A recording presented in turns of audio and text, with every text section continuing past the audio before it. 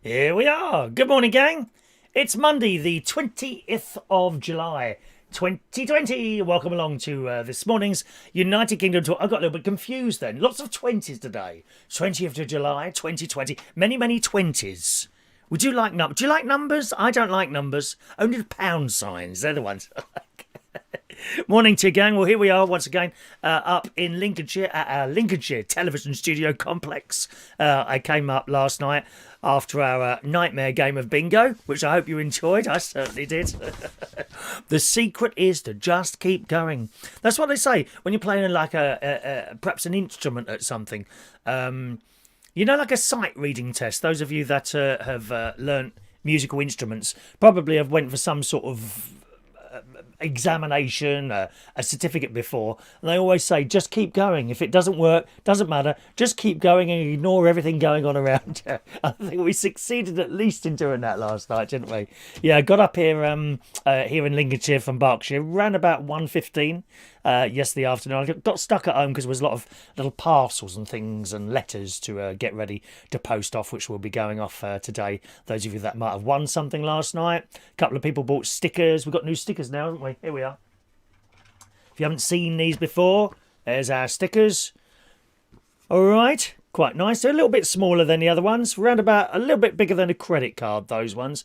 Okay, £2. We'll get you two of those on the old Super Chat. And, of course, 2 free tickets for our Super Chat raffle. In the show today, we have our usual raffle, our usual Monday raffle. Will be happening live and exclusively on this channel today, boys and girls. All right? The excitement just goes on and on.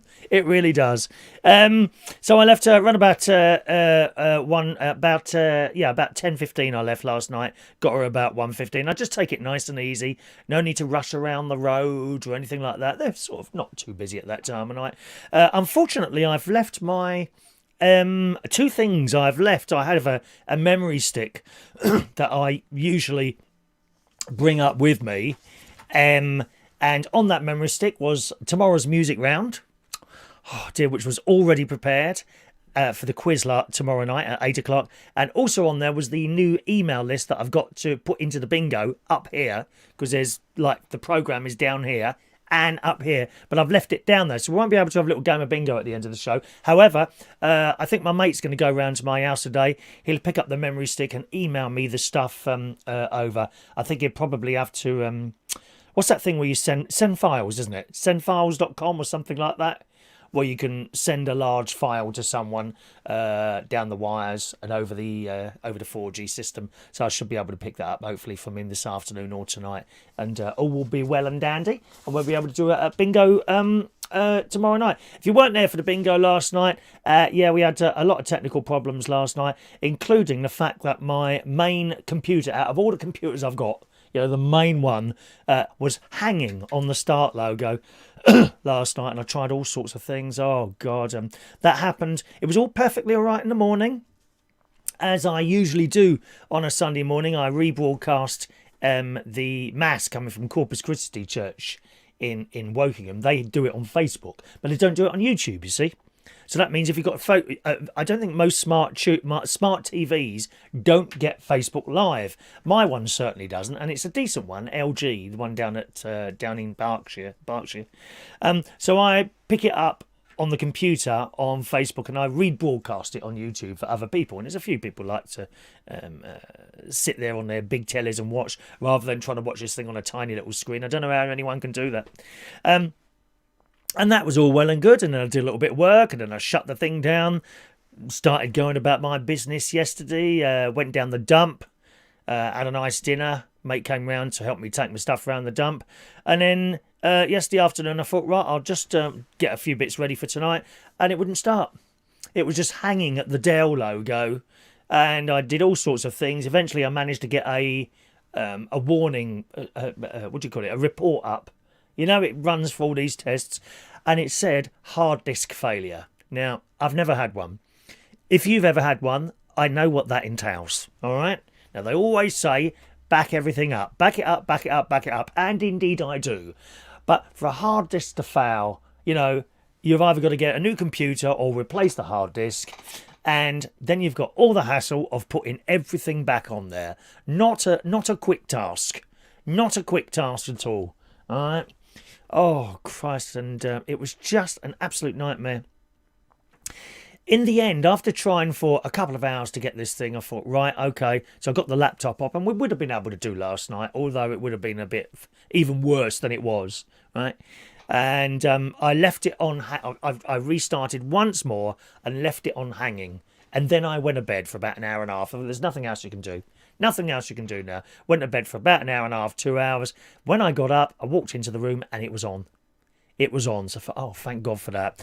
But after that warning, I don't really want to get a new main PC. That one's only 4 years old. And I think in times gone by, a computer was really old after like 2 years. I don't think that's the case so much anymore. If you've got a fast computer and it's got like an those of you technically minded, i7 processor in it and a decent amount of memory, it's all in there. It's just I'm getting that hard disk warning. It's the first time it come up. Never happened before. So I think what I might do is try. I've been watching couple of YouTube videos last night. When I got here, you can get an SSD, which is like it's a hard drive, but there's no moving parts in it. Okay, they're the new hard drives. You can get an SSD and clone your old drive, so that then you basically plug the new one into the computer, transfer all the information across from one to the other exactly as it is, and then unplug the old one and then switch it on again, and it should recognise the new one. Should. So I think I'll take that as a warning and maybe get to work on that as soon as I get back next week sometimes, because better to deal with the problem now rather than, halfway through a show or something like that. That'd do my head in. So it's only 4 years old, the computer. Yeah, I really don't want to buy a new one yet. Besides, money's a little bit tight at the moment, as you know, probably for you as well, isn't it? And then last night, as I say, I put all the parcels together, all the little address envelope, address labels, stamps. Couldn't find the stamps anywhere. I put them in the wrong drawer. Found those eventually, and they're all parcelled up. And then just as I was leaving, I knocked over a glass of water. Oh, deep joy. Deep joy. I don't think I should have been around yesterday. Was it an unlucky day, the 19th of July or something like that? Now, I've always said you never ever put a glass, cup of water, tea, anything like that near equipment. Usually I've got one over here. Today it's right in front of me there. If that gets knocked over, it will fall over on carpet. No wires. Never ever put water next to equipment, sound equipment. Don't ever put a plant on top of the television, because you'll water it one day and you'll forget how much water is going in there. Okay, don't do it. Don't ever do it. Fortunately, it just fell out onto the carpet, so I quickly got a towel and sort of wiped that up a little bit, and that was fine, But a little bit of a disastrous day yesterday, really. Never mind. And that's the bingo trouble. I've cut my hair. Can you notice that? Did that? Yeah, did it again. This time, though, I was doing it blind, really, to be honest. Usually, I've got my iPad in front of me there, and I do a Facebook Live to myself. Okay? This is how I cut my hair. I'm serious. I then put the iPhone on a tripod behind me. And I move it around, first of all at the side, then behind me, and then that side, and then above. Then I can see what's going on. The only thing is there is a bit of a delay of like 5 to 10 seconds. So you do something, and then you've got to wait because I've broadcasting to myself on my iPad, right? So I hold this thing's there, and then I look, and I do a bit, and I've missed that bit. Then I have to go back, do it again, and then wait another 5 seconds for it to catch up. But I left my iPad up here. I forgot. I left it up here. And so basically I just had a mirror there, and I kind of done what I thought was all right. Then I went round with my phone like that and then watched back the video and did it like that. It'd be so much easier if I had someone to do it. Perhaps you'd like to volunteer to cut my hair for me, would you? You need to wear PPE. We want masks and gloves and disinfectant. I will spray you with disinfectant before you commence work on my little head. Never mind. Right, let's say hello to some of you this morning. Good morning to Gavin Bass. Morning, Gavin Bass. Morning, George Bond. Morning to you. Neil Armstrong's first person on the moon today. I think that happened a few years ago, George. You might be reading an old news story there, my darling. It was a few years ago. It wasn't this morning. It was a long time ago, my love. Morning to Gary Ross, Daniel Woodhouse. Ray Reynolds is there. Good morning, Ray. Mike Reese-Ponto. Good morning. Jason Hughes. Hello, Jason. He made me laugh last night. Jason, you made me... I was laughing in the car last night. Your sticker comment. You know the one I mean. Did you buy them for your mouth? Morning, Jason. There's our lovely Heidi Young. Good morning, Heidi. Andy in the house. Hello to you. Braveheart Scrapper. Hello. There's our lovely Sherry.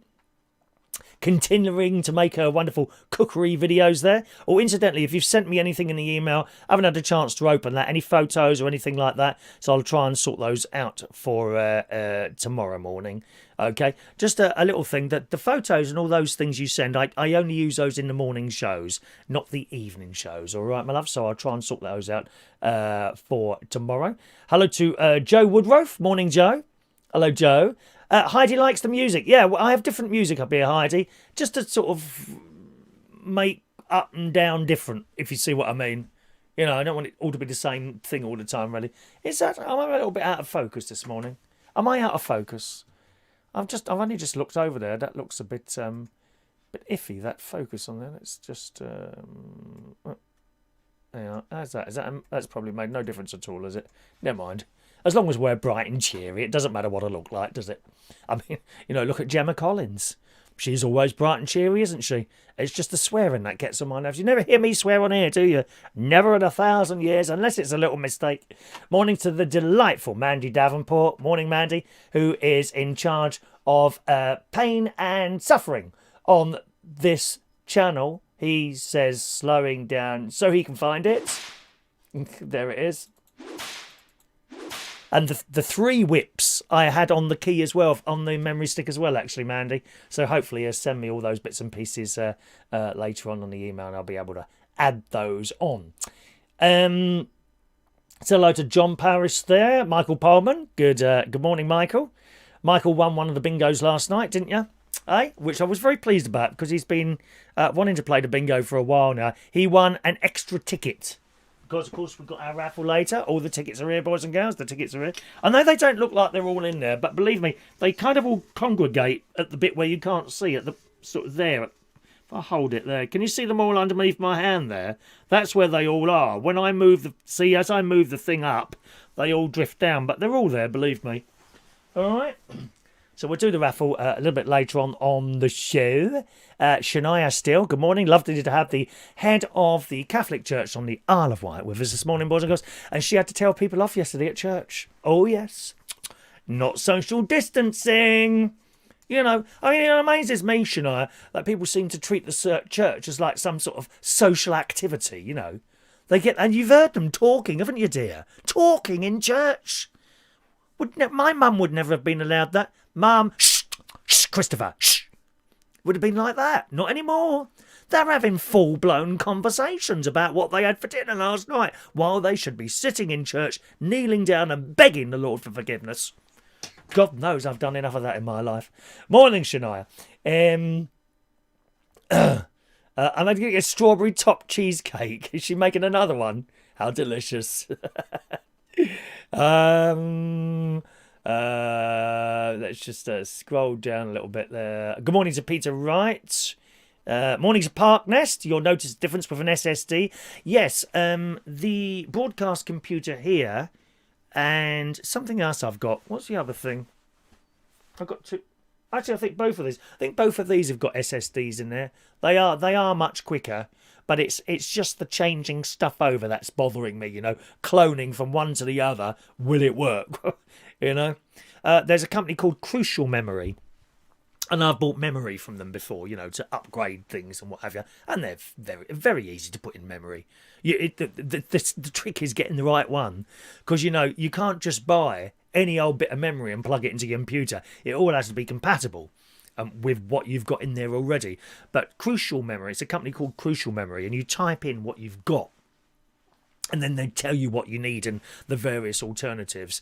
Well, with the SSDs, they provide comprehensive installation guide, and they say, don't be worried about it. It's really easy to do. You know, I mean, don't ever say that to me about any item of DIY. Please don't. Now, the soundbar, DJ Chris gave me his old LG soundbar. I say old, it's not even a year old. It's so new, it's still got 7 months left on the blooming, on the guarantee. But, and I set it up and it's wonderful. The only thing is it's too big for me to put it in front of the telly. When I put it in front of the telly, it seems to cover the eye that works the remote control and I can't change channels. But I put it behind the telly now.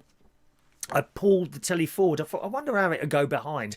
Now, to be honest, it's not a TV stand. It's my mum's old sort of ward dresser type thing. You know where you got cupboards underneath and then a big thing and then like shelves on the top. Well, I removed the top half, so I've only got the little bit, the cupboard and the sort of drawers below it, and that's what it's on. But it's a little bit narrow, so at the back it's kind of hanging over the edge, but it's next to the wall, so it won't fall off. Now it does have brackets with it. It does have brackets, and DJ Christie said, "Why don't you just put it on the wall?" I said, "No." I said, "I had this room decorated about 2 years ago. I'm not going to muck this up." Because that's what will happen. I will try and drill a hole and something will go wrong. The hole will be in the wrong place. Or, as I go, whoosh, the drill will disappear into the wall. Or it'll fall off. No.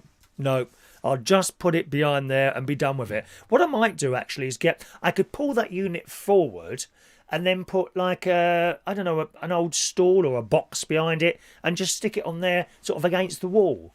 That might even give it an even better effect because then the sound will be echoing off that wall. But it's a wonderful system.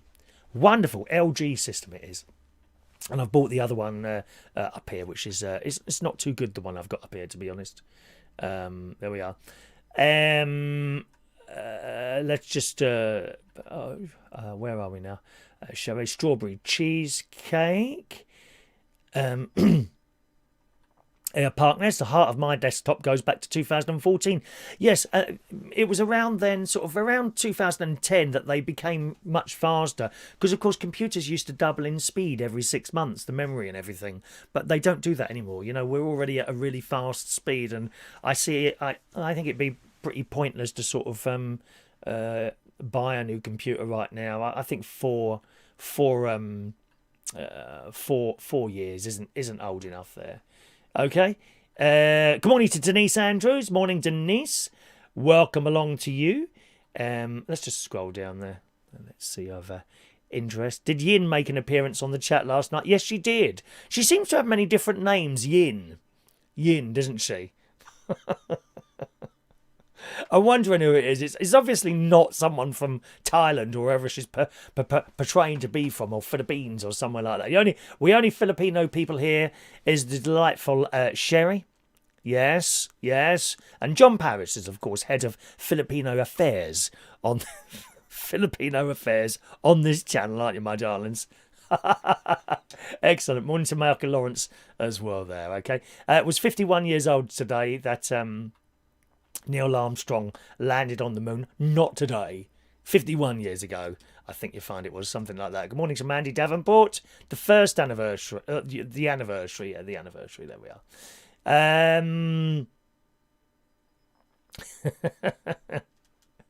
Righty-ho. Good. Now, what else have we got here? My neighbour went out to see the comet. Yeah, he went out to see. We've got Comet Neowise at the moment.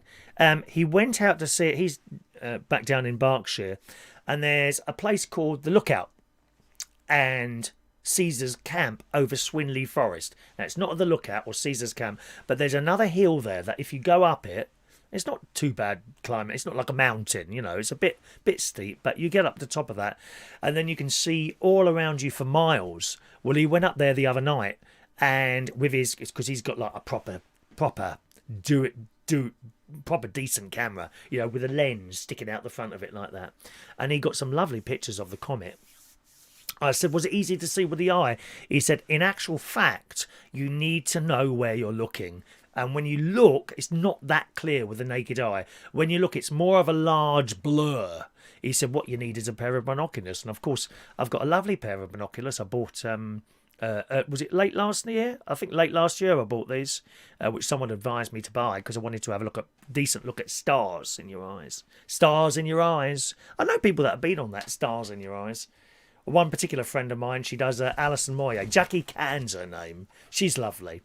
She does Alison Moyer. You look your time to be there. Something like that, you know. I cried out. La, da, da, da, da, da, da, da, da. She's such a nice person.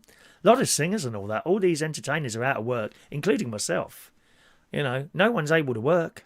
Drag queens or anything like that. Funnily enough, I saw, I think it was a TikTok video yesterday of a drag queen that had clearly been hired in a restaurant, and she'd built us. It was hilarious. She'd built herself a mobile plastic screen. I kid you not. And she'd put this like long piece of perspex, you know, so wide and obviously taller than her. And she's doing her show with the dancing. She's attached some sort of handles to it and wheels and literally pulled it along in front of her while she's performing. I love it. I love it. And it's, of course, something like that to someone who's doing comedy, like a drag queen. It fits in with the show. You see, it fits in with the show, and she's got one hand on these handles and another hand on the microphone, and she's dragging it. Of course, it's not very well made. She probably made it herself, and it just keeps falling over. Needs be. You have to do what you got to do. But none of these singers and karaoke hosts, DJs, no one's working. None of us are working. That's one of those things, isn't it? Morning to there's Chris Woodhouse. Morning, Christopher Woodhouse. Nice to see you. Christopher Woodhouse is in the shop. Someone asking you about the electric bikes there, Michael Lawrence. Yeah, well, just contact him. Why don't you contact him, Michael? He'll give you his contact details. He'll be able to help you. Chris has got two. He's got two electric bikes. Nice bikes. Nice bikes. But remember, Michael, even what I said to you, you know, don't buy cheap. When it comes to electric bikes, do not buy cheap. If you haven't got the money saved up, then just wait. Don't spend a little. You've got to spend a lot of money on an electric bike. Otherwise, the motor, with the motors and all that, the water damp and moisture gets in. That's the end of it. You know, you've got to have something like a Bosch motor on there, all sealed. Or even better than that, some of the bikes have got the motors actually built in to the hub. They seem to be the best ones to me. In fact, I think I'm right in saying DJ Chris, I've seen both his bikes. Beautiful machines.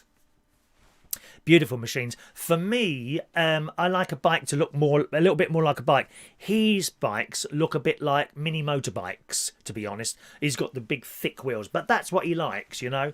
I prefer like a normal sort of cycle wheel on there, something like that. You can actually get conversion kits for normal. For if you've got a bike, you can get a conversion kit, but they're not exactly cheap. You know, it's cheaper than buying an electric bike, and then it will require a little bit of technical knowledge, putting it all together. Don't look at me for help, mate. I'll have to go to a bike shop and get it done for me, I think. Morning to Claire. Morning, Claire. Mr. Bingo Live. She played a couple of games on Catch Up. Good fun. Did you get all your tickets, Claire? Yeah.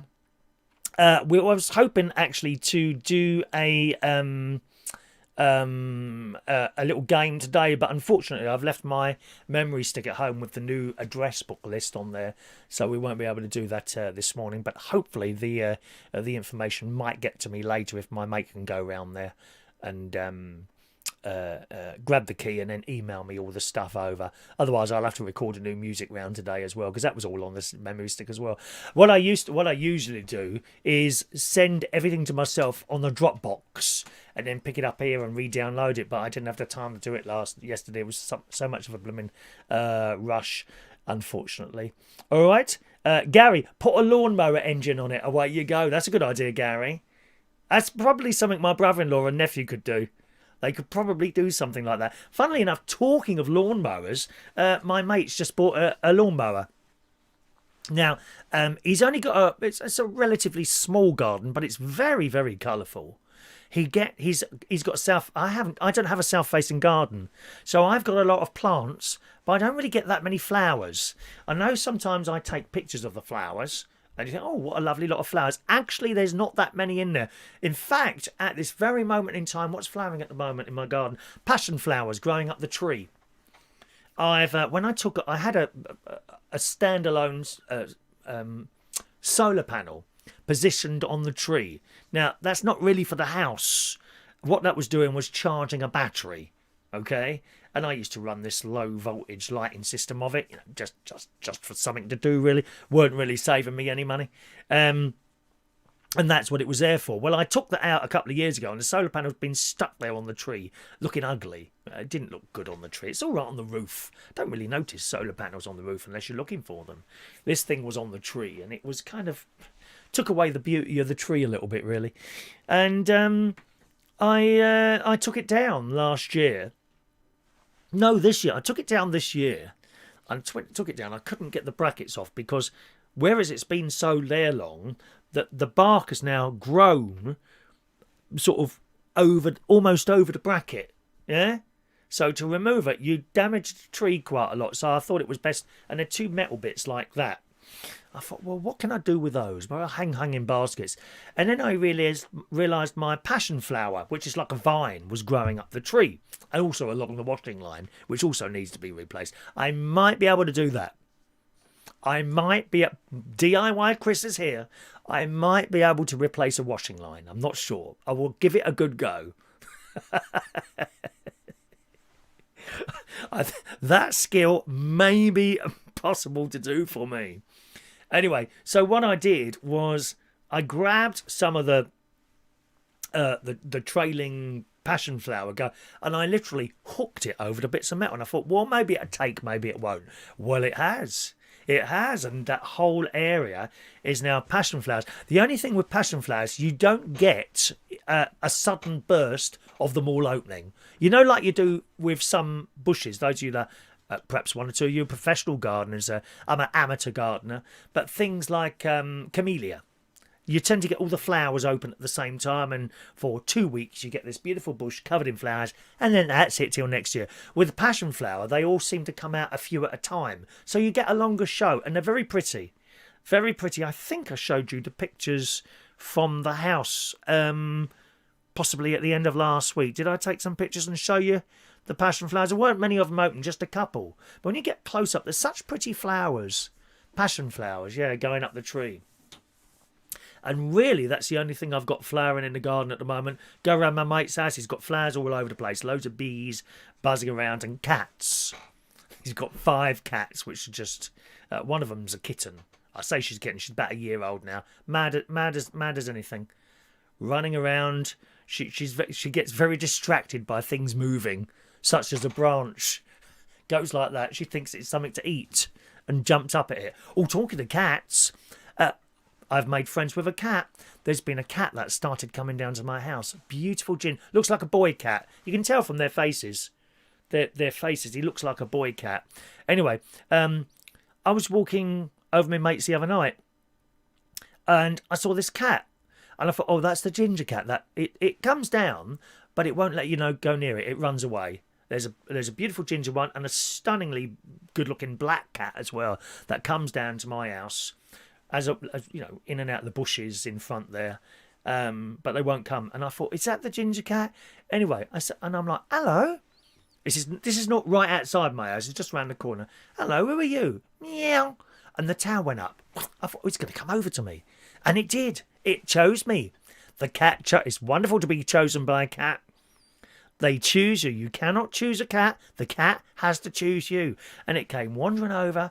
I'm down on my hands and knees like that. And they're stroking it, petting it and all that. Wonderful. Well, last night, and I've seen it outside the front on one of my cameras, you see.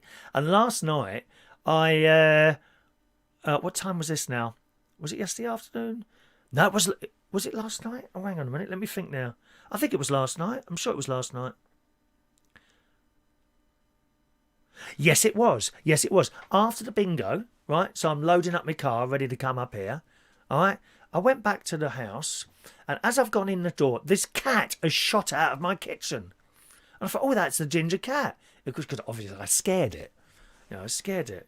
Anyway, I went in and got another couple of bags. As I came out, it's out there. It's standing a little bit away from me, and it's looking. And I'm like, hello. And I put my bags down. Meow, meow. It's come over to me again. It's come up with, obviously realised it was me. Now, fortunately, what I did a few weeks ago, I got some cat treats to try and tempt. To try and... Don't try this with me with a bag of sweets. I'm not coming anywhere near you. Believe me. Nope. Well, maybe a bar of chocolate. You got yourself a bar of chocolate and hang around outside my caravan. I'll smell that chocolate a mile off. That or honey roast crisps, which I enjoyed last night on the way up here. So I went in and got my little bag of treats and I shook them. Oh, well, that got its interest, didn't it? And sticks, these cat stick things. I don't know what they're called. All right, got down, and again, you go right down at their level. And they seem to like that. I got these things, I put them, there you go. Just poured them onto the grass, and then it's come over. It's munching away. I'm stroking it. Oh, lovely. Lovely. Well, that delayed me another 5 minutes, didn't it? Eh? So I put those things. I'll probably turn up there again today and think there's some more. Sorry, cat, not in today. We like cats. And for my treat last night, I had a bag of Marks and Spencer's honey roast crisps. Oh, my God, absolutely delicious. That and a cup of tea on my way up here. They were opened within about 30 seconds of me getting into the car. Anyway, back to my mate. So he's recently bought a lawnmower. Now, he's only got a small garden. And he didn't want an electric one or a petrol one or anything. Certainly it's not big enough for a petrol one. Didn't want an electric one. He wanted a push-along one. I don't know why he wanted a push-along one, but he did. You know, no electric, no petrol. You just literally push it forwards and back. So he's bought this thing from this bloke for £5 off Facebook, eBay or whatever it's called. Facebook, you know, that thing on Facebook where they sell stuff that they don't want. A little bit like eBay, but on Facebook. Anyway, he's bought this thing for £5. And taking it home. It was quite heavy. Anyway, yesterday afternoon he used it, didn't he? I said, what's it like? He said, oh, it's really hard work.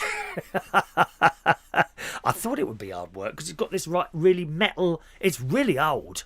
I mean, really old, but in very good condition. All the original green paints on there. Well, that's when they used to make things that lasted a long time. See? That's, you know, not like today. You buy something like a computer, don't even last 4 years. Yeah? That push-along lawnmower thing, that's got to be 50 years old, easy. And it's that old type of green. Have I got it here? Have I got that sort of colour green here? I don't know, really. Can't see anything. No. There's nothing here that's green. You know that old racing green? Actually, I had it on one of my cars, a VW Golf I had years ago. Beautiful. Anyway, he said that was hard work, so I can't wait to have a go at that. I'll get a video of that when I eventually do that, all right? Ronnie's new lawnmower. Now, I think I've got a little story about lawnmowers here. Yes, here we are in the sun this morning. In this morning's sun. Now, you remember this news story some years ago where this bloke went to the army and sold them bomb detectors. Do you remember this? Except they weren't. Shocking. Well, it's all come round to hit him in the face. In the sun this morning, a con man who raked in, wait for it, £50 million. £50 million. Okay? A conman who raked in £50 million from fake bomb detectors has been freed from jail early and claims his only asset is now a lawnmower. Good. Good. Serves him right. Shocking. That's all he's got, a lawnmower. It's not even a push-along one. It looks like it's a petrol one. Incidentally, for any lawnmowers that you might want to buy, my nephew does those. Scrap it, man. Lawnmowers available for him. Very reasonable rates and charges. James McCormack, who's now 64, sold useless bomb detectors made from £13 novelty golf ball finders for up to £27,000 a time. Shocking. Shocking.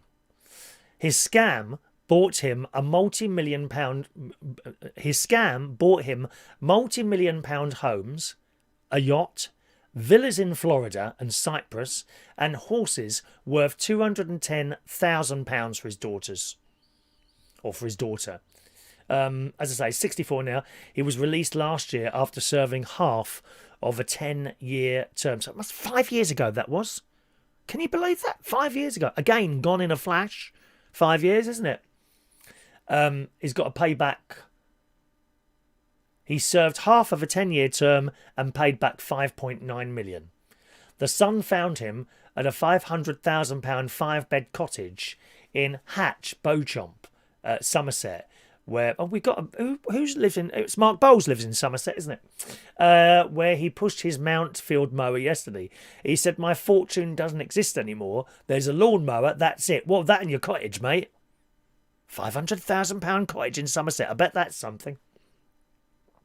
He was jailed in 2013 and police froze £15 million of his assets. A judge ordered him to serve a further 842 days after he failed to repay all of £7.9 million confiscation order. Authorities feared he had laundered at least another £15 million through offshore accounts. His biggest market was in Iraq, where he raked £38 million in over 3 years. Shocking. Shocking. You know, and when you look at him, funnily enough, he doesn't look like a dodgy character. Do you know what I mean? You know, sometimes when you see these news stories on the telly, right, and it shows you, oh yeah, he looks dodgy. He doesn't look dodgy. He just looks like someone's dad. Or, well, granddad, actually. Looks like someone's granddad. Do you want to see a picture of him? Yeah, hang on a minute. This is in the Sun this morning, okay? Let's see if we can get a picture here. There we are. Good morning. I think that's Maureen just texting there. Morning, Maureen. She says, "I've got the passion flower growing with jasmine on the fence." How lovely. How lovely. She's got passion flowers and mixed in with the jasmine. So she'd get those at different times, I would assume. Do you, Maureen? Eh? I would assume you get those at different times, the flowering there. Right, let's get that picture up there. There you go. I mean, he really doesn't look like a dodgy bloke at all, does he? Look, there you go. Just looks like someone's granddad, doesn't he? There we are. Okay.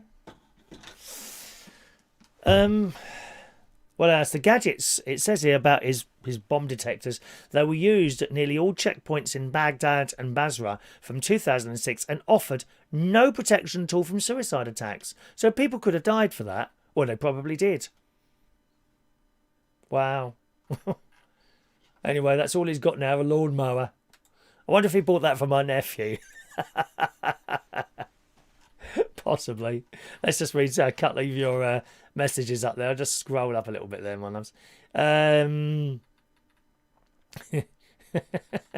you're still talking about the bikes there, are you? Excellent, Claire. Got all her tickets yesterday. Excellent, Claire. Nothing else for you to do then, my love. All right? Nothing else for you to do there. You looks like you're all set up there.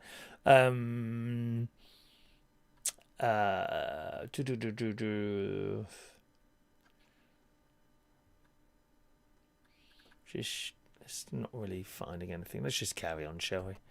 John had a three-legged cat when he was a kid. Dad called him Tripod, bless him. When animals use a limb, they seem to cope all right, don't they? They do seem to cope all right with that.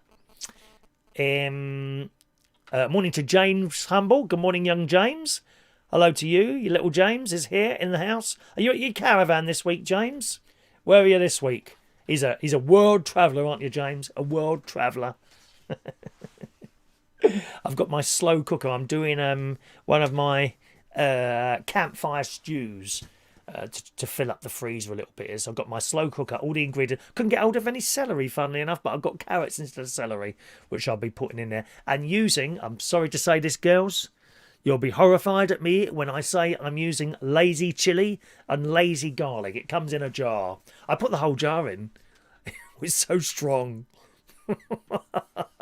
I'll be having some of that probably for tomorrow lunch.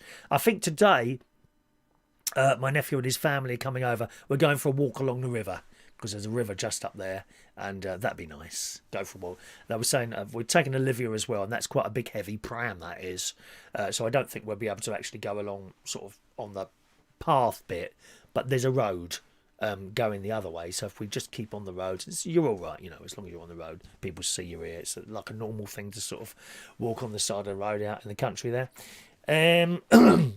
Right, what else have we got here? Witch bottle. Someone's found a witch's bottle. Oh yes, in the Daily Mirror this morning, an avid relic hunter has made a rather creepy discovery in New Orleans. Creepy. Very well, have we got the strange and mysterious music? Just a moment. Where's the strange? Very strange and mysterious.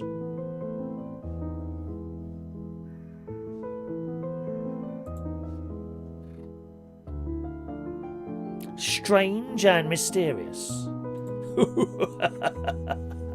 Strange and mysterious. Shane Mears has a rather unique passion. He loves digging up antique relics from the ground. Or antique relic. I wonder if that includes bodies. He's 52-year-old. He works as a barman in New Orleans. And now there's a place I'd like to visit. New Orleans. Anyone been there? I bet John Parrish has been. Have you been to New Orleans, John? Well, they have all the jazz and all that. It's quite a dangerous place, I gather. A lot of gun crime there, I think. Well, that's the whole of America, isn't it?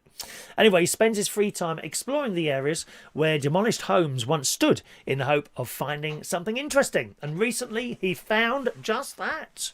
In a post last month, the bloke claims he dug up a witch's bottle. Witches? Have we got any witches watching? From mud on the Mississippi River's west bank. The bizarre item contained, wait for it, a tooth, strands of human hair, a pincher beetle, and possibly some wee. Very weird. Very strange and mysterious.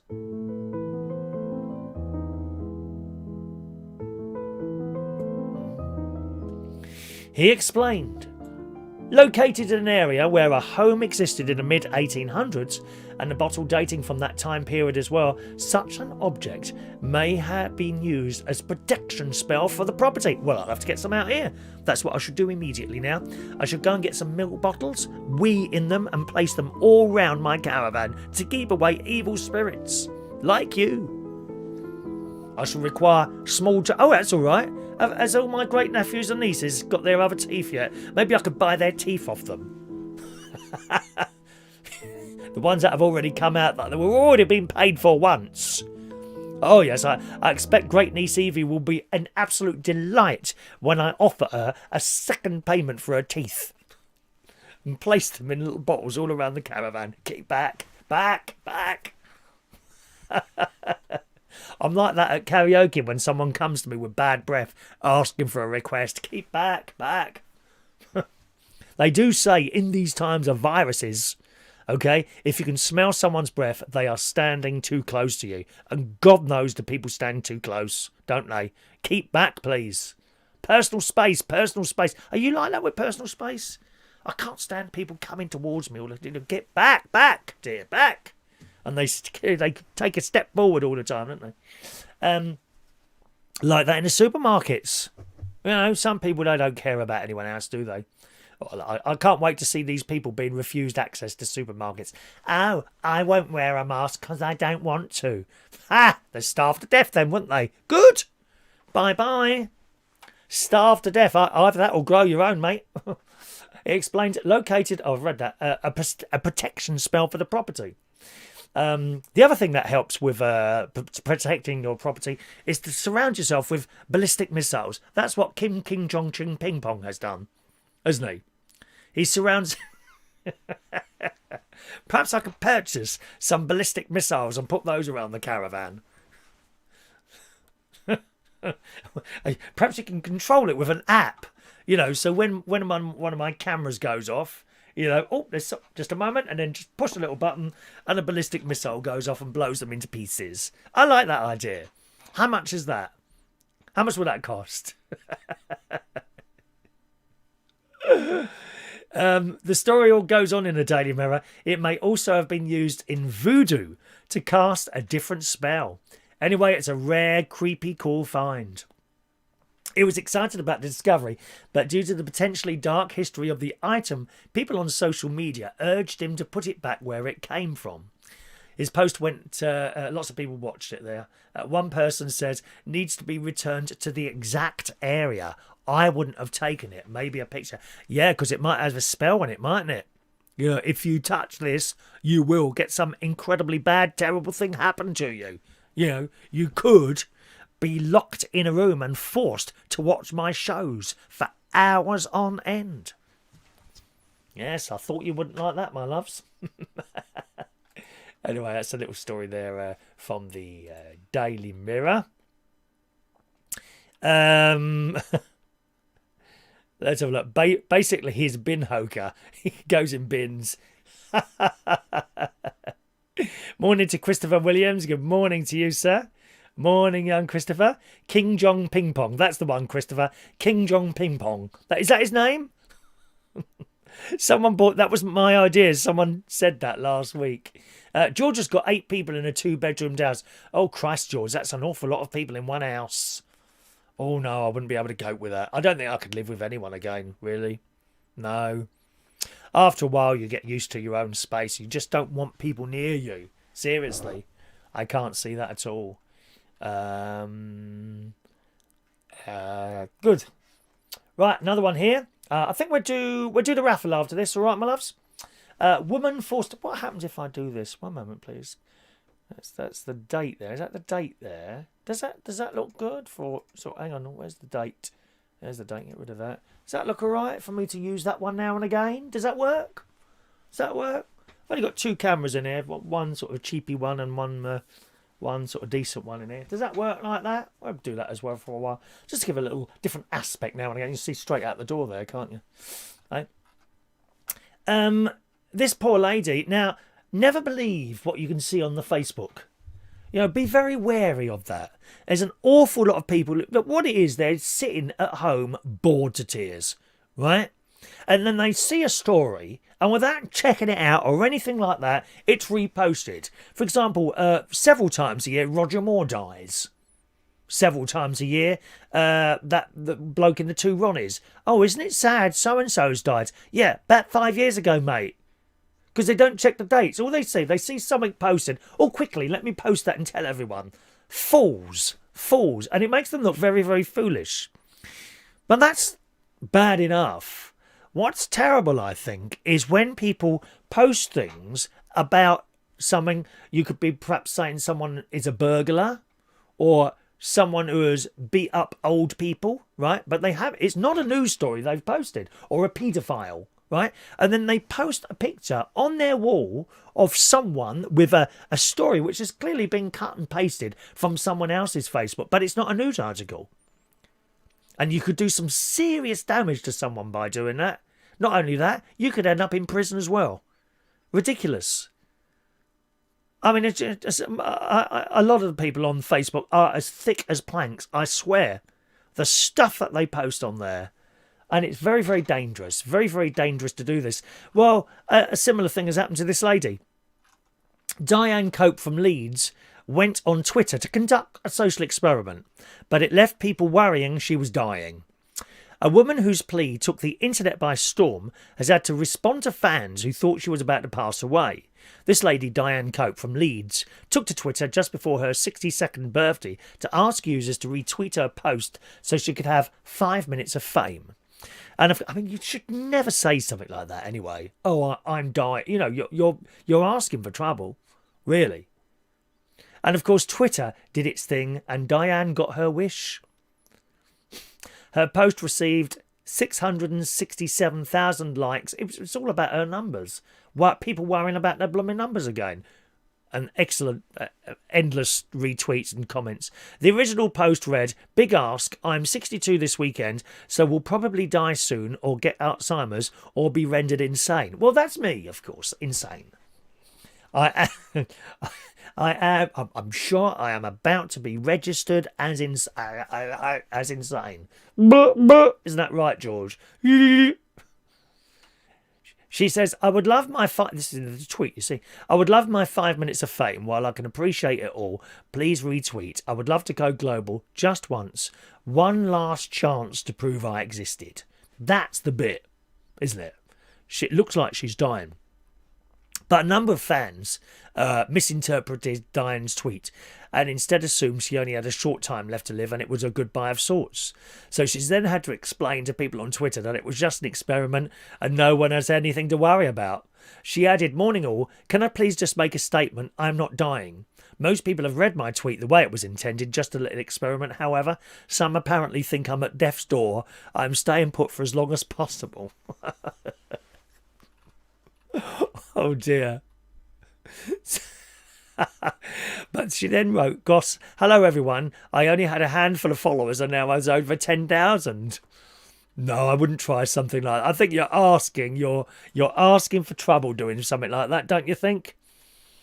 You mustn't say things like that. It's just awful." Oh dear, dear. We didn't get cut off then. Mandy's saying, "What have I missed?" Nothing, I don't think, Mandy. I'm sure you've missed nothing. Well, let's do today's raffle, gang, shall we? Was it peel time? Yes, it's peel time as well, isn't it? Let's have peel time. I actually keep one of these here full of peels in case I ever forget. Shame I couldn't do it with a memory stick, really, innit? But there we are. All right. There we are. Excellent. Right, we're almost ready for our weekly raffle, boys and girls. Someone is about to win one of these. Okay. Has Mandy just popped on? You just got here. Morning to Mick Davenport there. Morning, Mick. There's Mick there. Okay, Kim Dingerling. That's the one. Kim Dingerling. Gary Ross thought that one. Kim Dingerling. There we are. Let's mix up these raffle tickets. Always an exciting moment, isn't it? It's all here. I've got envelopes and everything here, dear. We're very well prepared. It's just the memory stick. We've got the sellotape to put around the envelope. I was sending these out at one point in the plastic bags, but I found they didn't seem to always get delivered. Whether or not they got caught in machines or something like that, I don't know. Morning to the lovely LaBelle. Morning, LaBelle. Morning, LaBelle. Let's just give these a good mix. And Sue's won the fridge magnet today. Okay.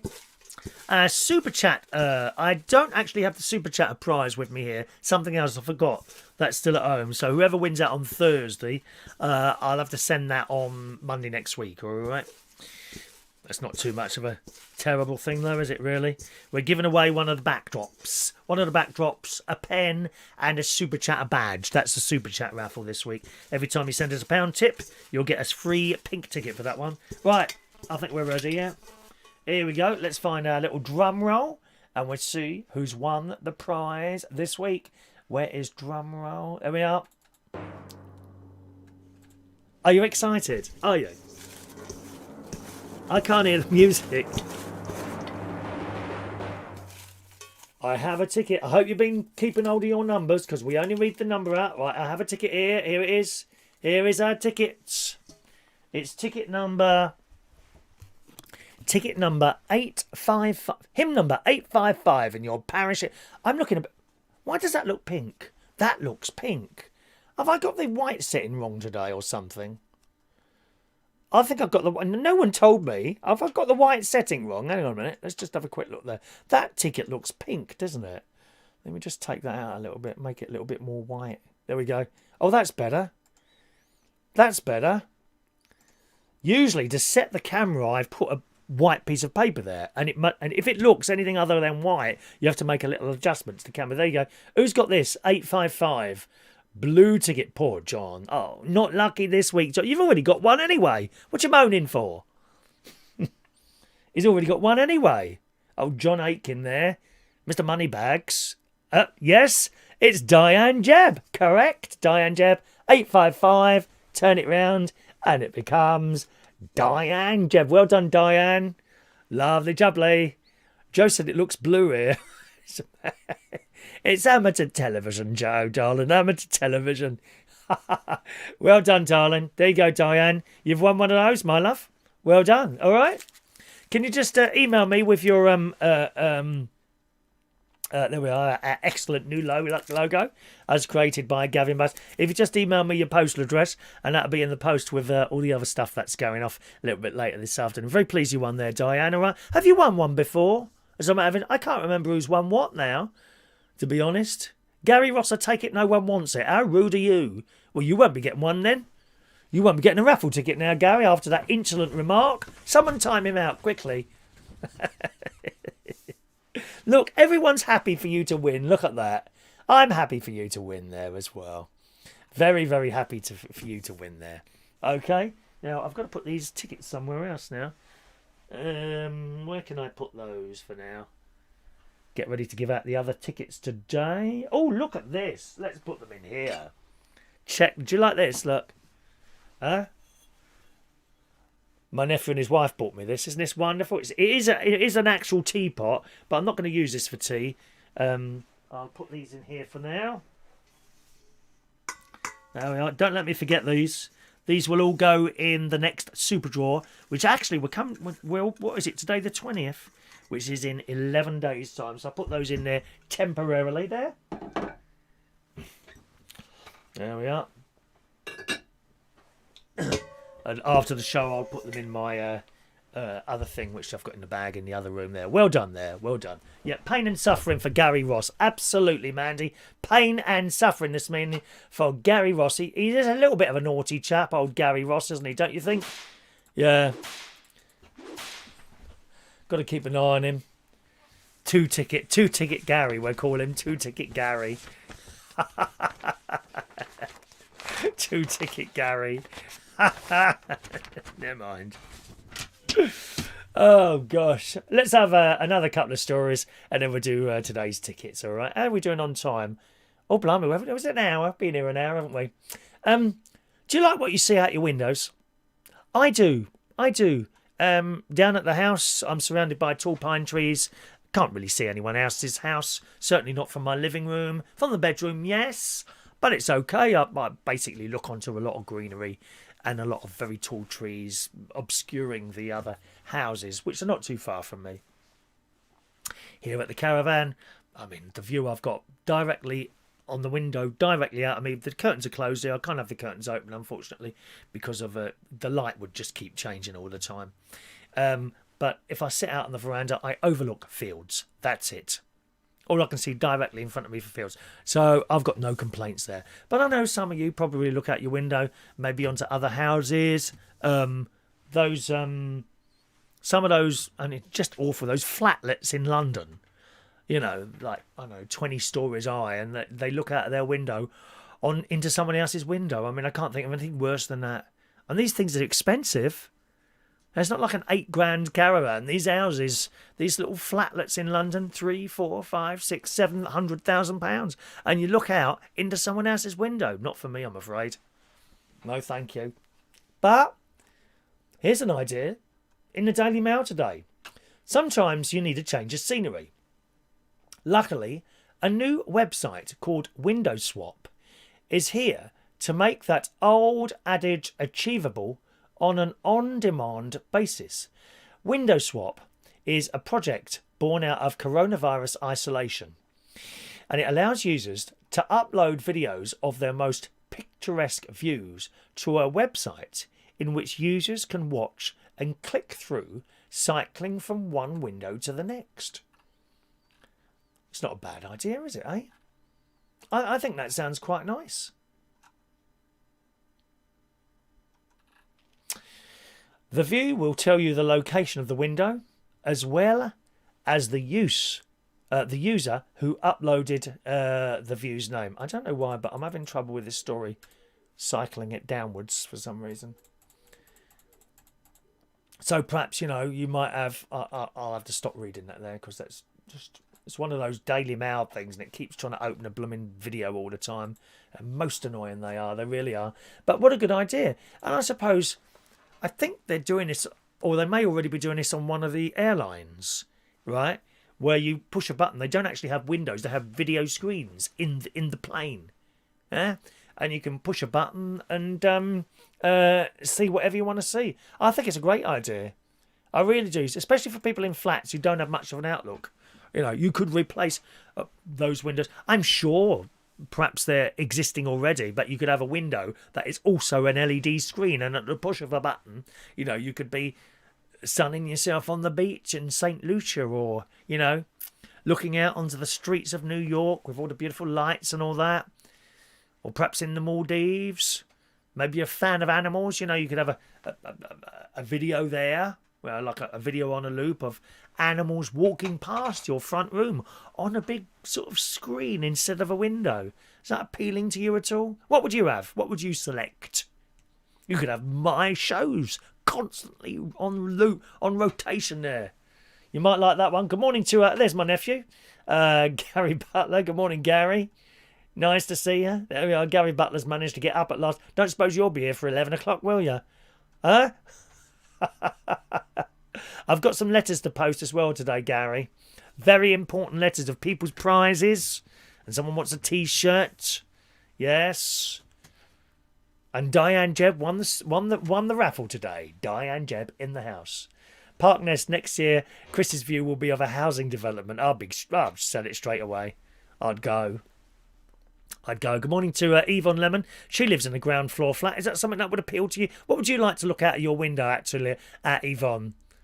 You know, possibly the waiting room in a doctor's surgery, something like that. She's always in and out of the doctors, aren't you, love? It's not tat. Very highly sought after, these prizes. Look, there's the ticket number, Gary. 855. Yes. She's got one of those. One of our exclusive green 2020 magnets. Fridge magnets. I was just telling you earlier, I've got my slow cooker stuff up here. I'm going to put something in the slow cooker. I might do it actually after the show. It involves chopping up red onions. Be crying our eyes out then, won't we? Do you cry when you're doing onions? Oh, I'm terrible. Terrible. The eyes stream like this. What about Sherry? Do you miss many onions, Sherry? Do you cry when you're chopping up the onions? Sherry DMP's got her own cookery channel on here. Eh? I hate chopping onions. I like to use red ones. You know, strong onions. Well, in the Metro this morning, this silly old cow, honestly.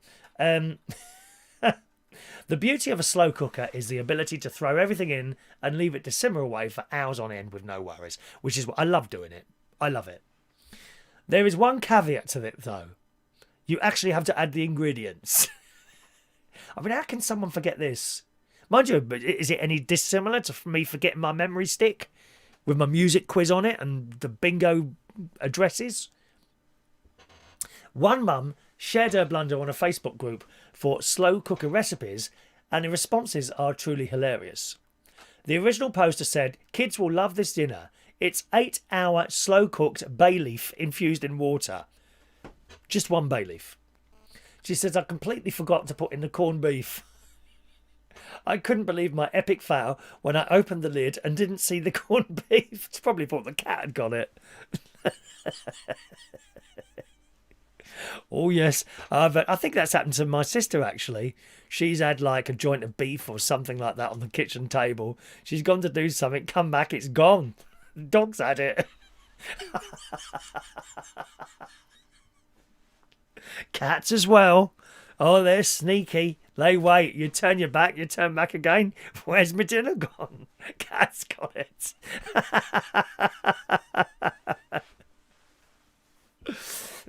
This woman's in Australia, and she had other members of the group in stitches, with many sharing their own epic fails in the kitchen. One person replied, "Reminds me of the time I made Italian bread in my bread maker. I spent 30 minutes chopping up the herbs and garlic, adding the ingredients, and then waited. The bread would have been delicious if I'd added the water. I had hot seasoned flour."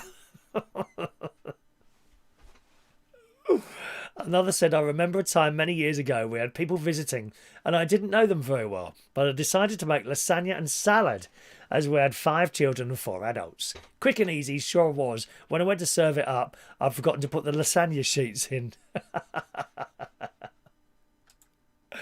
Can you forget to put the... I'm not being funny. How on earth do you forget to put the ingredients in something that you're cooking like that? How funny is that?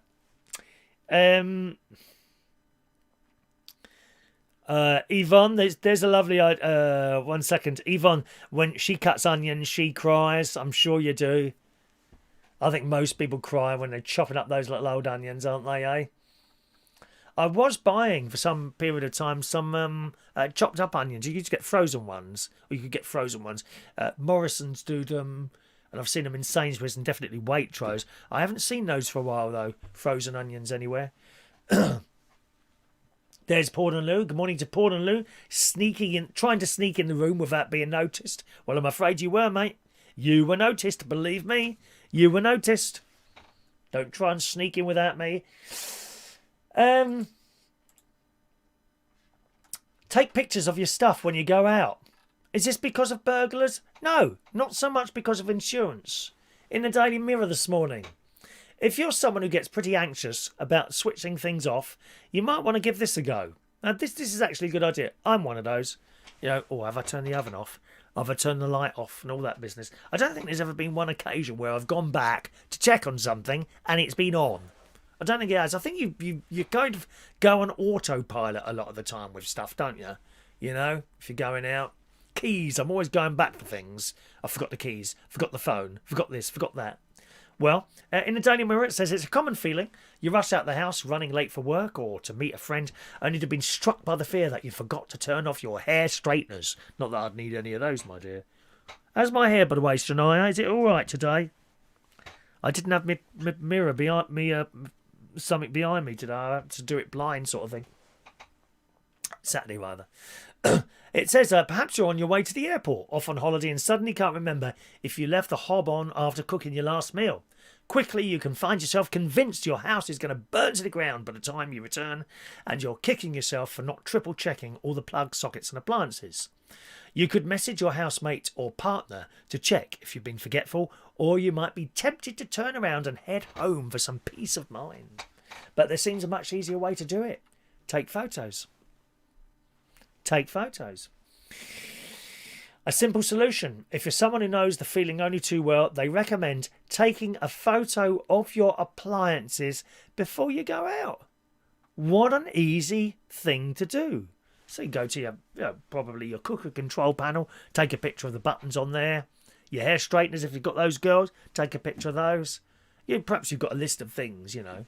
Although why you couldn't just have a list of things and tick them off? Yep, done, done, done. That's what I should do when I'm travelling around, like when I'm coming up here. A list of the things I've got to do. And then just before I leave, I check the list. I'd have that memory stick then, wouldn't I? Never mind. It says, before leaving the house, take a photo of your stove and oven dials, or your thermostat, your iron, or anything else you worry about accidentally leaving on. Well, you wouldn't have a very long list, would you? Oven, iron, hair straighteners, cooker, what else? Electric fire, perhaps, gas fire, those sort of things. You wouldn't have that many photos to take, would you? She went on to explain that this is something she does herself, this woman, and it really does make a difference. So there's an idea for you. Do you have a method that you like to use to remind yourself that you haven't done anything like that? Eh? There we are. There we are. My head looks very shiny. Thank you, Yvonne. Perhaps there's something that the doctor could ask. Next time you go to the doctor's, when is it? Is it today? Are you off there today, my love? For another test of some sort? Perhaps you could ask the doctor, you know this internationally famous television personality called Chris Reardon? And they say, oh yes, I know him. I'm desperate to get a fridge magnet. Can you recommend something for his hair? You know, when you have your blood pressure done later on. Are you going in there daily now, are you, my love?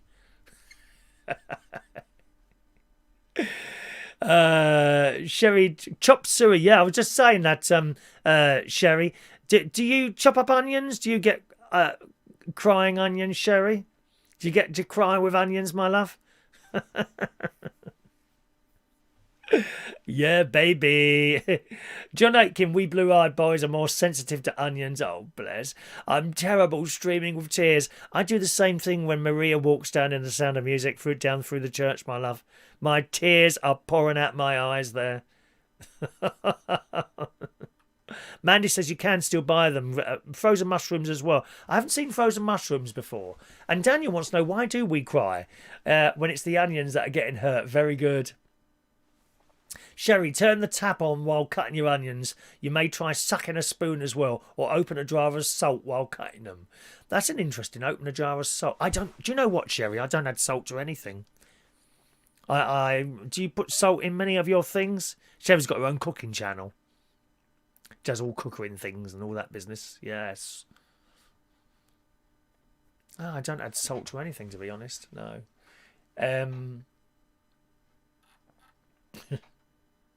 John makes a checklist before he goes away. He's very organised. Yes, you are. That's what I need to do. Make a list of the things to do before I leave, to either come up here or even go to work or something like that. Although usually when I'm at work, the bag of stuff just stays in my car all the time, you know. Unless I'm going out somewhere, in which case I take it out. Never leave. Well, it doesn't matter these days so much, but I knew some horrific stories about DJs losing all their records because they left them in a car overnight. Not so bad now. If you're a DJ, you tend to have everything on like a hard disk, and if you've got a decent head on you, you'll have backed up that hard disk in several places. You know, because you don't want to lose your music. But in the old days of having records, you lost your records. That's it. End of job, mate. I did hear some stories of people who lost all their records. Terrible. Right, one more story then. And we're due today's raffle tickets, boys and girls. If you're going on holiday, problem with this virus is there's all sorts of different rules in all sorts of different countries. In the Sun this morning, it's mentioning Greece. A group of tourists were fined £453, that's €500, after arriving in Greece without the new passenger locator forms. Now, I must admit, if you've never been abroad before, it's a little bit of a minefield, because generally when you go and book your holiday and stuff like that, say you were going to America, well, you need a special, what's it called now? You need an I something. Oh gosh, it's this form that you have to fill it out online, and then you're basically asking America if they will give you permission to go into your country. And we have to do it here in the UK. We have to fill out this form. I can't remember what it's called. Someone remember. Someone put it on the chat box there. But you have to fill out this form, and then you have to wait for them to send back, yes, okay, you're now allowed to enter the USA for, I think it's a period of 2 years. Something like that. But they often don't tell you about this. If you're booking a holiday, you know, and it's certainly, I used to go to America, and you never had to do this thing. I can't remember what it's, an ETA, that's it, ESTA, ESTA, that's it, ESTA, an ESTA. That's what you need to go to America. And again, you know, you go online, there's all these different companies, go on the United States government pages to look for something like that. There's other people that will do it for you, but you could be scammed. So easy to be scammed. You know, it really is. But it is an ESTA that you need. Well, in Greece, you now have to have these documents. Passenger locator forms. All incoming tourists must have the correct documents filled out 24 hours before arrival, which includes us. A QR code, that's that little thing with all the dots on it, isn't it? Is then sent, which must be shown at the airport. According to the UK Foreign Office, you must complete an online passenger locator form called a PLF at least 24 hours before your arrival in Greece, and the forms are in English. Once you've completed the form, you'll get an email acknowledgement. In a separate email, you'll also receive a QR code, and it's likely to be sent up to 24 hours before you travel. I wonder, John, is there something in the Philippines? Do you have to do something there to get back at some point? Or quarantine or something? It says the code is likely to be sent up to 24 hours before you travel, regardless of how early you fill in your form. When you receive your code, make sure you either print it or you can show it on your mobile phone. You can do that with boarding tickets now, can't you? You don't have to have a paper thing. You just kind of save it. I don't know if I've got any on here, actually. I don't think I've got any on there now. I think they've all gone off there. And you just show your phone at the check-in thing. Some airlines may also ask you to show your code before you board your flight to Greece. You should contact the airline directly if you need any further information. But these German tourists they arrived in Crete earlier this week, failed to have the forms and were hit with a steep fine. Wow. There you go, and that's what I'm saying to you. According to local media, the passengers claimed they had not been told about the documents from the airline or travel agent. Despite this, they were forced to pay the fine. And you do have to look into these things yourself. You know, you can't rely on when you book stuff on the internet. You don't know these things, and you've got to do your own work on these sort of things. Alternatively, just don't go abroad. There's plenty of places here. I've always said that. You know. You don't need to be going to Barbados or the Maldives or someone with lovely, hot, sunny beaches, scantily clad people running around all over the place. You don't need to go. Why not just go to Skegness? That's why. Why not just go to Skegness? Seriously, though. Seriously, you don't need to go to these places. We got some wonderful places here. Beautiful countryside, Scottish Islands, the Welsh Mountains, the Lake District, Surrey, where Claire lives. I mean, I'm thinking of getting a tent and parking it outside her estate. She's got a massive estate, Claire, because she's posh, you know. Very posh, Claire. Right. Where are we now? Okie doke. John is more worried about getting it there as it would bankrupt him in hospital bills. That's why I'm still here. Gosh, I expect it would do. Wow. Hospital bills are shocking in some countries, especially America. Don't ever go to America without holiday insurance. I'm serious. Because if you get sick, and it would be something minor. And when I say minor, I would include like a broken arm. I know it sounds bad. A clean broken arm would be a minor thing, right? A heart transplant would be something else altogether. You know what I mean? Cost you an arm and a leg. Cost you your house if you get ill in America and you've got no insurance. And don't be buying the cheap one either. Get the gold standard one if you go to America. Very, very expensive to get ill there. All right, anyone want a raffle ticket? Please speak now. Please speak now if you'd like a raffle ticket there this morning. All right, we shall wait for your requests for raffle tickets, and then we'll do today's birthdays. I think it's only about 4 birthdays today, which is all right, isn't it? I'm just wonder what time my mate's going around my house, because I'm a bit... Otherwise, I'll have to record a brand new music round tomorrow from our stuff up here. Birmingham's nice, says Paul and Lou. I don't think so, dear.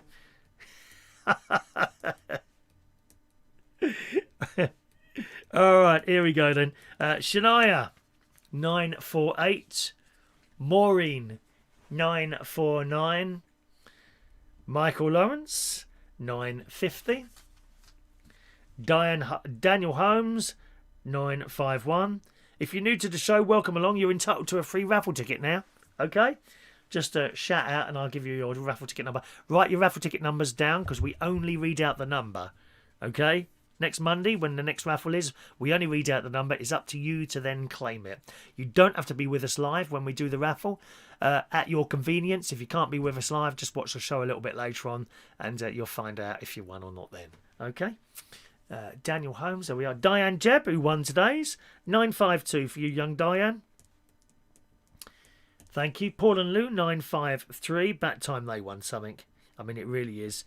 He's been with us for months and they've never won anything yet. Joe Woodruff, 954. Simon Steele, 955. Yvonne, 956. Ross, 957. Heidi Young, 958. All right, Heidi, darling. Jason Hughes, 959. Oh, Mandy's just passing Broadcasting House at the BBC Bristol. Do say hello to them from me there, will you, Mandy? All the BBC know me now, darling. They know me. Yeah. Oh, it's him again. You know, do say hello to them for me. There's Claire, 960. Claire L, 960. Claire needs to win quite a few of these magnets because she's got fridges in all the rooms. She's got about 200 bedrooms in her property. We don't realise what people are watching this show, darling. People like Claire, you know. Mandy Davenport, 961. Anyone else? Is that everyone? Okay, if I've missed anyone out, please speak now. Jason Hughes is pleased to announce he's arrived at his destination. Greg's in Swansea.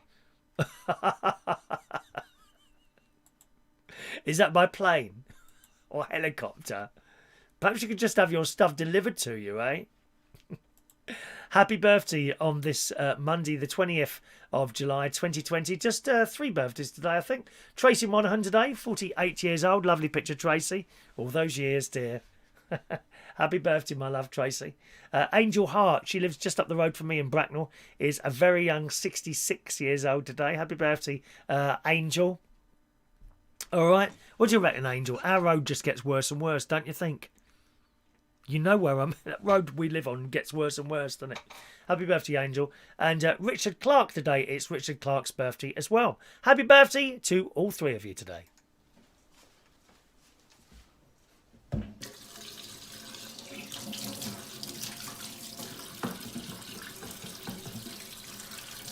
Happy birthday to you. Happy birthday to you.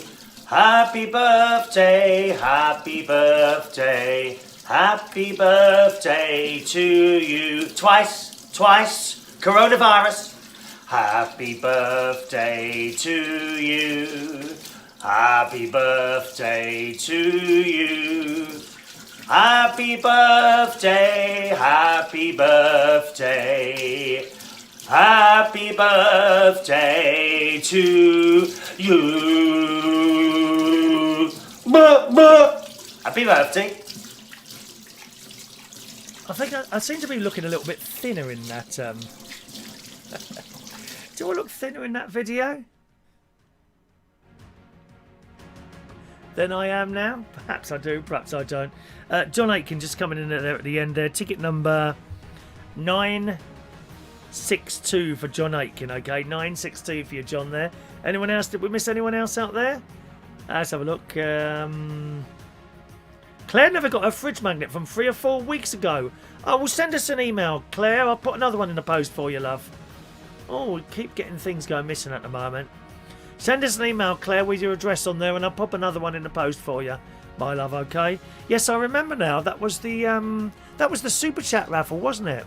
The Super Chat. Just send us your address now, darling, and I'll get that in the post for you later. All right, my loves. Thanks ever so much for watching the show today. You've enjoyed yourself. Hopefully my other little bits and pieces will arrive and we'll be able to have a little bingo game tomorrow morning. Okay? We'd like to have a little bingo game at the end of each show, really. I think that could be quite fun. Just a little addition, and on every show someone will get a chance to win a second raffle ticket. Have a lovely day. Thanks for watching and listening, and I'll see you again tomorrow. Should be a bit earlier tomorrow, around about 8:45 our usual time. Thanks. Ta-da now.